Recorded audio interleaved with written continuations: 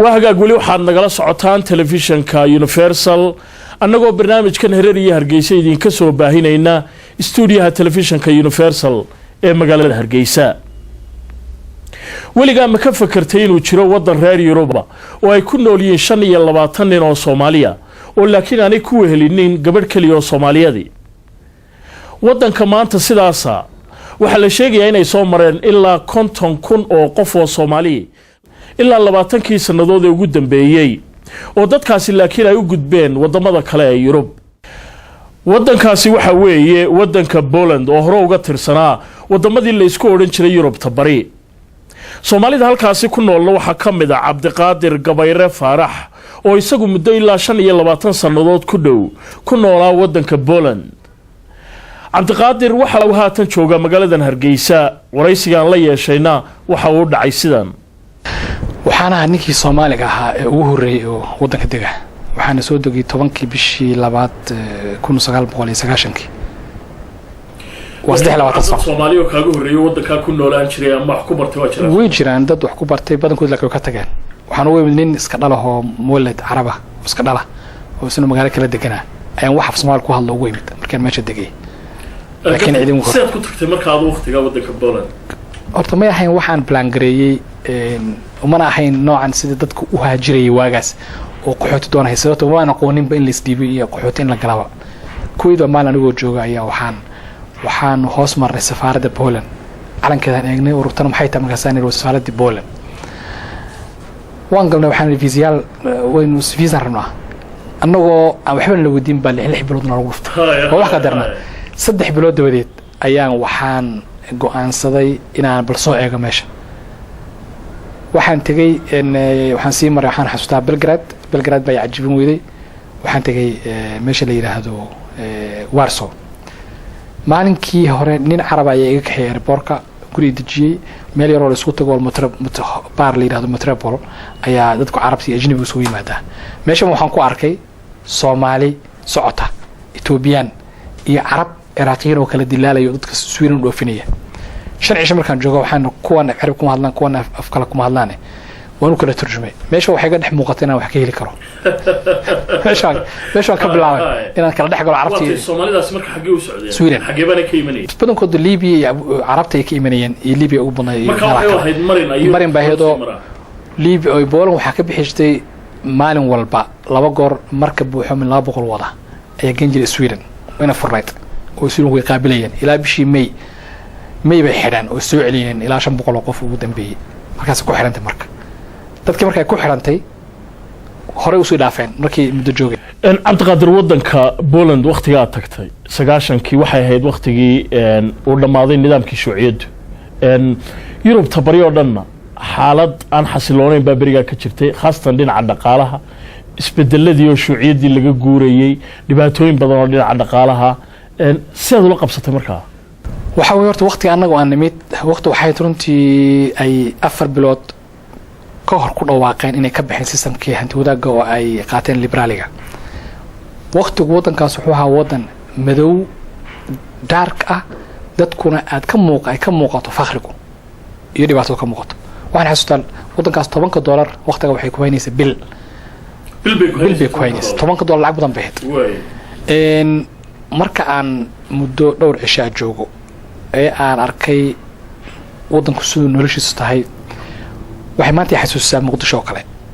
opportunity yaala in hadii meeshan qof uu go'aansado inuu dago inuu wax ka sameeysan karo waxay iga ahayd marka isaan ku sheegay horay umaanan qorsheynin ma ahayn qorsheey inaan meel tagoon iska dhiibo ma baan aqoonin bixita haddaan iska dhiibi lahaaba markii aan bil aan joogay oo aan arkay meeshan in biicmisha laga sameyn karo in wax la qabsan karo in maanta $10 wata ay wax goynayso waxna wax ayaan go'aansanaa meesha dogo hadii xaq galno way ka qadarnaydo waxaad moodaa mar qaarkood waxa dadka wax ku dhahdaa ama yiraahdaa war ilaahay meesha wuxuu ku fariisay inaad ummadan saacido ummad badan boo dhibaato bay ugu soo martay dad badan baa kugu soo maray Soomaaliya inta lag baa kugu soo martay muddada inta la waxaan qiyaasi karaa ilaa 2000 iyo 1989 ilaa 2000 waxa lagu qiyaasaa Soomaaliya soo martay ilaa 80 adugu konton kunood qof kama yareen qiyaasta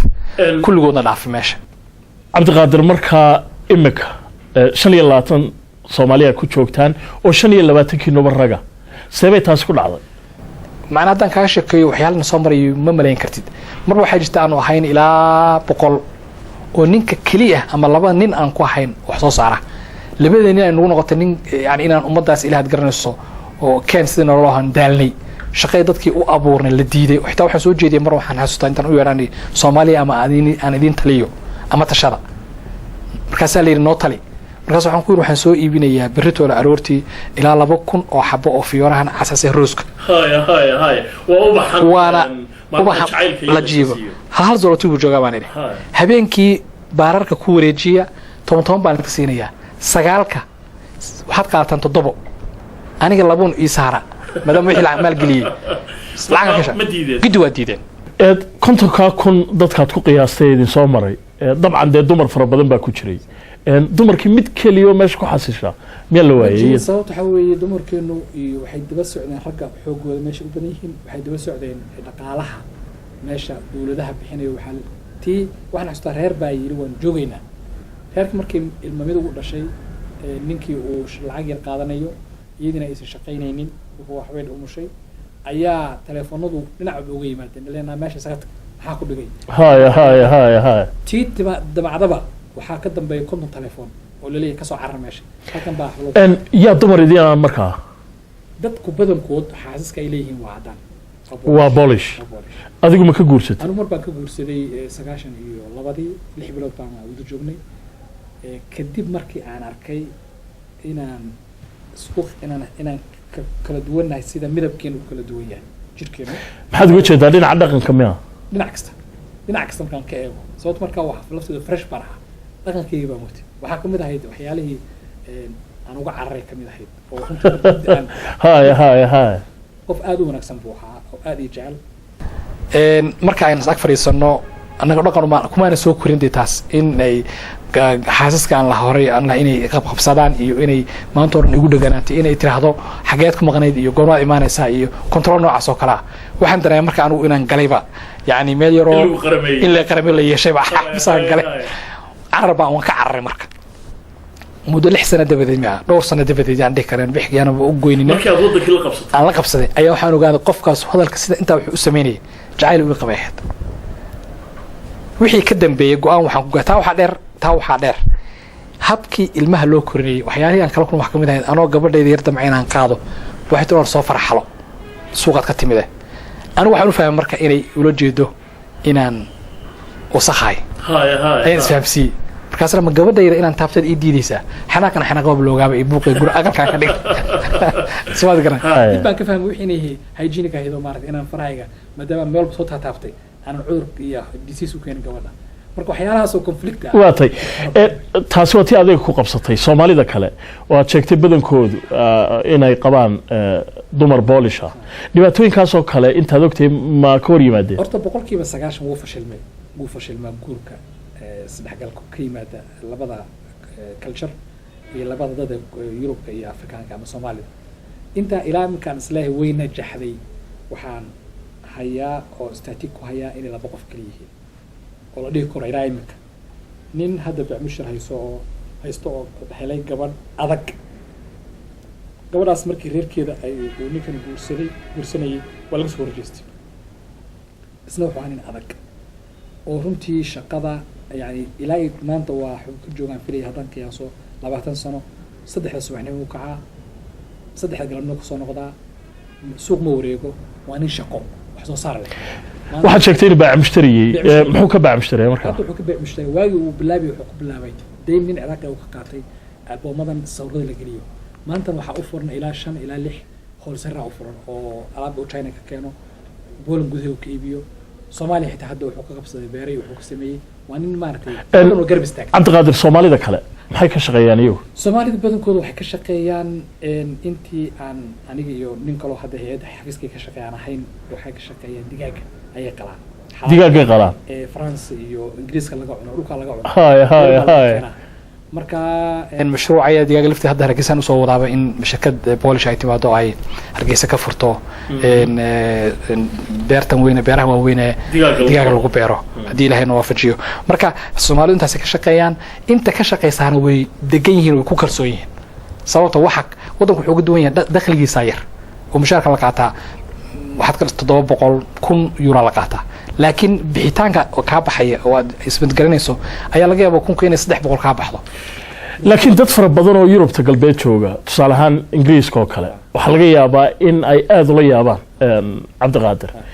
in maadaama boolishka ku soo jabay wadanka UK oo kale ama England oo kale oo aad ay u joogaan oo shaqooyinkan hoos oo dhan iyagu ay qabtaan in wadankii Poland dad Soomaali ay jiraan wax mooday oo waliba ku nool oo ku faraxsan taa maxaad kaga jawaabi leeyahay afarta dadkan boolishka waa 40 milyan waaye oo qof 40 milyanna nooc walba leeyahay anigu weli intaan asxaab laahay oo aan qaano waxaan tirin karaa dhowr qof oo ka tagtay oo magaalada ku nool dadka ka dhoofay wadanka ee Poland ee ka tagay maxay ahayd Ingiriiska meel walba Yurub waxay mid reer miyiga magaalooyinka yar degan tuulooyinka siiba xilliga waxay u badan yihiin dhaqaaqoodu xilliga aan beeruhu bixin oo laga bilaabo October ilaa bisha March April laga gaaro inta u dhaxaysay socdaan laakiin hase yeeshee waagi hore waxay u tagayeen waxay ahayd halka pound ayaa wuxuu ahaa lix lacagteena dawladda Poland waa zloty lacagtii bay dawladdan yaraysay imika waxay ka dhigtay 4 iyo bad taasoo keentay in ay in badan soo noqdaan markay qiyaaseen joogitaankooda ay joogaan meesha iyo dadkooda ay ka soo fogaadeen iyo lacagta u haraysa inay iskeen weeyeen siyaasadda Poland sababtoo Poland waxay ka keensatay shaqaalo China iyo India bay shaqaale ka keensatay markay shaqaalihii carreen marka Soomaalida hadda joogtay hadda 25 ka waa shacabka ama society-ga ama qaxootiga ama xanjidiga society-ga immigrant-ga ee wadanka degan ugu magaca dheer ugu sharafta badan tirahan laakiin 25 kaliyatii sabab ku dhacday inaad sida sheegayso wadankii aad ka muuqataan 25 keenu wixii ka horeeyay 2006 pirates iyo terrorism aan laga aaminsanaa inaan nahay dad dhibaato badan ummadda adduunka dhibaato ku haya isku haya markii aan sameynay foundation for Somalia ilaahay wuxuu noo waafajiyay inaanu markiiba contact la helno media wadanka inaanu siyaasadda wadanka galnay inaanu noqonay foundation for Somalia matalaad si rasmi ah ay u matasho rasmi ma dhihi karo yani magac ahaan Soomaaliya